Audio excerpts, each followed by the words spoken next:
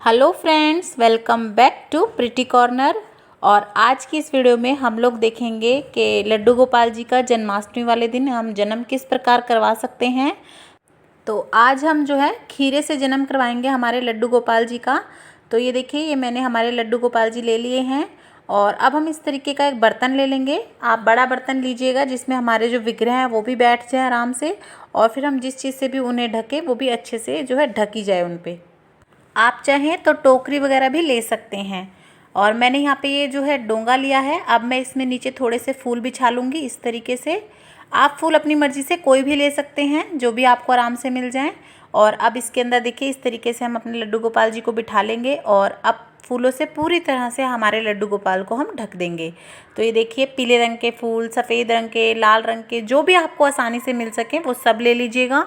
और हो सके तो पीले तो ज़रूर लीजिएगा, क्योंकि लड्डू गोपाल जी को पीले रंग के फूल बहुत पसंद हैं। तो इस तरीके से, जैसे ये देखिए थोड़ा सा सिर दिख रहा था ना लड्डू गोपाल का, वो भी नहीं दिखना चाहिए आपको। बिल्कुल इस तरीके से ढकने हैं फूलों के बीच में हमारे भगवान जी, जैसे बिल्कुल ना दिखें वो। और इस तरीके से आप अच्छे से फूलों से कवर कर दीजिएगा लड्डू गोपाल जी को। और आप चाहें तो किसी सुंदर सी टोकरी वगैरह में भी भगवान को इस तरीके से बिठा सकते हैं, या जो उर्ली वगैरह आती है, चौड़ी परात आती है, आप उसमें भी रख सकते हैं। और अब ये देखिए, मैंने थोड़े से तुलसी के पत्ते डाल दिए हैं। तुलसी दल ज़रूर रखिएगा, तुलसी के पत्ते ज़रूर रखिएगा। और अब हम जो है ये ले लेंगे खीरा। तो ये हम खीरा लेंगे, और अगर आपको वो खीरा मिल जाए जिसमें आगे से इस तरीके से उसकी डंडी सी निकली हो तो बहुत ही अच्छी बात है। लेकिन अगर नहीं निकलता तो कोई बात नहीं, इस तरीके का ले लीजिए। और अगर आपके विग्रह छोटे हैं तो आप इस तरीके से खीरे को चकोर यहाँ से काट लीजिए और बीच में से खाली करके इसके अंदर अपने लड्डू गोपाल को रखें और फिर उसके बाद उन्हें ढक दें। लेकिन अगर आपके विग्रह बड़े हैं तो आप अगर चाहें तो कद्दू या तरबूज में भी रख सकते हैं, नहीं तो आप इस तरीके से आसान तरीके से खीरे से भी उनका जन्म करवा सकते हैं। तो यहाँ पे ये देखिए, मैंने एक और खीरा ले लिया है। तो इन दोनों खीरों से इस तरीके से मैं ढक दूँगी लड्डू गोपाल जी को। और इस तरीके से ढकने के बाद हम लाल रंग का कपड़ा ले लेंगे या चुन्नी ले लेंगे और इस तरीके से अच्छे से कवर करके रख देंगे। इस तरीके से आपको ये जन्माष्टमी वाले दिन करना है, और कहीं से भी आपका कपड़ा खुला ना रहे, यह बात का आप ध्यान रखिएगा। और हमें ये जो है जन्माष्टमी वाले दिन शाम के समय करना है, 7 बजे के आसपास आप इसको कीजिएगा और इस तरीके से ढक के रख दीजिएगा। और अब आपको इसके पास कोई शोर नहीं करना है, मतलब वैसे आप भजन कीर्तन खूब अच्छा माहौल बना के रखिए, लेकिन बच्चे ना इसको हाथ लगाएं, आसपास कोई ना आए, इसे मतलब हिलाना नहीं है बिल्कुल भी। हमें बिल्कुल ऐसा मन में विश्वास रखना है कि भगवान आके खुद इस जो हमारी विग्रह हैं उसमें स्थान ग्रहण करेंगे और आएंगे, तो हमें बिल्कुल इन्हें डिस्टर्ब नहीं करना है। और आप इसमें इस टाइम पे घर में जो है भगवान कृष्ण के नाम के भजन चलाएं, मंत्र चलाएं और पूरा पाठ पूजा करते हुए अपना समय व्यतीत करें। और जब आप रात के 12 बज जाएंगे, जब भगवान का जन्म हो जाएगा, उस टाइम हम इन्हें उठाएंगे। तो आप इस तरीके का शंख ले सकते हैं, शंख की ध्वनि से भगवान को उठाएं। या फिर देखिए, इस तरीके की घंटी सभी के घर में होती है, तो आप घंटी बजा के भी भगवान को उठा सकते हैं। नहीं तो आप इस तरीके से ताली बजा के भी भगवान को उठा सकते हैं। और जब आप भगवान को उठाएं तो ऐसे बोलेंगे, हाथी घोड़ा पाल की जय कन्हैया लाल की, हाथी घोड़ा पाल की जय कन्हैया लाल की, जय श्री राधे गोविंद। और इस तरीके से कहते हुए आप जो है अपने कपड़े को हटा देंगे। और अब इसके बाद हम जो है अपने ये खीरे उठा लेंगे और एक प्लेट में रख लेंगे, और इसी प्लेट में हम हमारे जो लड्डू गोपाल हैं उन्हें भी बिठा लेंगे। तो लड्डू गोपाल को और खीरे को हमें इस तरीके से प्लेट में रख लेना है।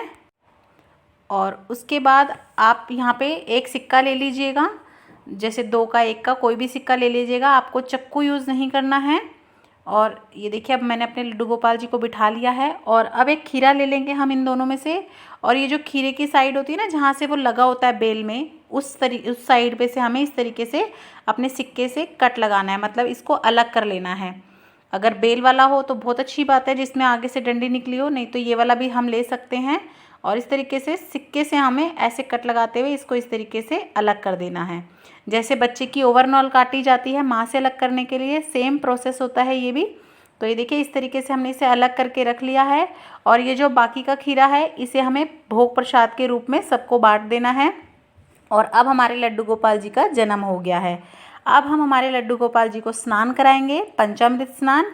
तो ये देखिए, यहाँ पे मैंने पंचामृत बनाने के लिए कुछ चीज़ें ले ली हैं। जैसे मैंने कच्चा दूध, दही, घी, शहद और गंगा जल ले लिया है। और ये दक्षिणावर्ती शंख ले लिया है मैंने भगवान को स्नान कराने के लिए। आप चाहें तो सारी चीज़ें मिक्स करके भी डाल सकते हैं, या ये देखिए इस तरीके से एक एक करके भी डाल सकते हैं। और ये दक्षिणावर्ती शंख से भगवान लड्डू गोपाल जी का स्नान कराना बहुत ही अच्छा बताया जाता है। तो मैं सारी चीज़ें एक एक करके इसमें डालती रहूँगी और इस शंख की धार के द्वारा जो है हम अपने लड्डू गोपाल जी को स्नान करवाएंगे।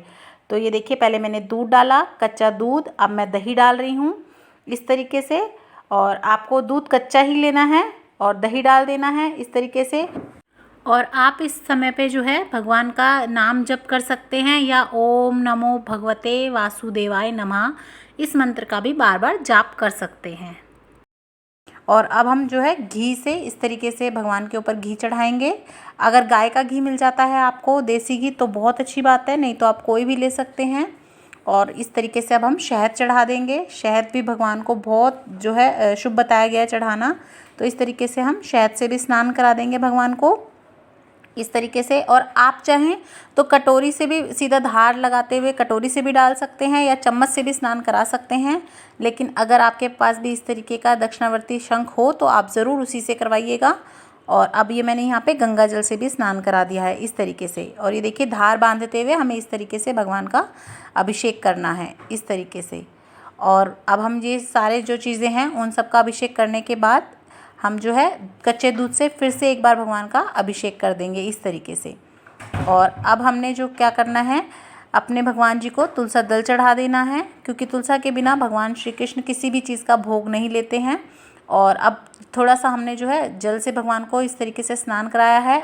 और अब ये हमारा पंचामृत बन के तैयार हो गया है। अब हम यही लेंगे जो है व्रत खोलने से पहले जो पंचामृत लेते हैं। और ये देखिए, अब हम और थोड़े से जल के साथ भगवान का और अभिषेक कर देंगे, अच्छे से उन्हें स्नान करा देंगे। और अब ये किसी आप सॉफ्ट से कपड़े से या सूती कपड़े से भगवान को इस तरीके से पोंछ लीजिएगा। और इसके बाद अब हम भगवान का श्रृंगार करेंगे। तो अब आपको भगवान को नई पोशाक पहना देनी है और फिर भगवान को जो है उनकी जो भी आपने ज्वेलरी वगैरह ला रखी हो वो सारी ज्वेलरी वगैरह, कान के जो आप लाए हो माला या फिर हाथ के कंगन वगैरह, सब चीज़ें इस तरीके से पहनाने के बाद बाल वाल लगा के अच्छे से भगवान का श्रृंगार कर देना है। और मन में बिल्कुल ऐसे ही भाव रखने हैं कि अब हमारे घर में जो है आज लड्डू गोपाल जी आ गए हैं। और अब हम भगवान को इत्र लगाएंगे और इत्र लगा के भी भगवान बहुत खुश होते हैं। इस तरीके से हमें इत्र लगा देना है भगवान जी को। और अब हम लड्डू गोपाल को उनकी बांसुरी दे देंगे। ये देखिए, इस तरीके से प्यारी सी छोटी सी बांसुरी बनाई है मैंने उनके लिए, तो अब मैं ये भी दे दूँगी। और बांसुरी से भी भगवान जी बहुत खुश होते हैं। बांसुरी ज़रूर रखें भगवान श्री कृष्ण के आगे। और अब हम जो है भगवान श्री कृष्ण को चंदन लगा देंगे, क्योंकि उनका श्रृंगार जो है वो अधूरा बताया गया है चंदन के तिलक के बिना।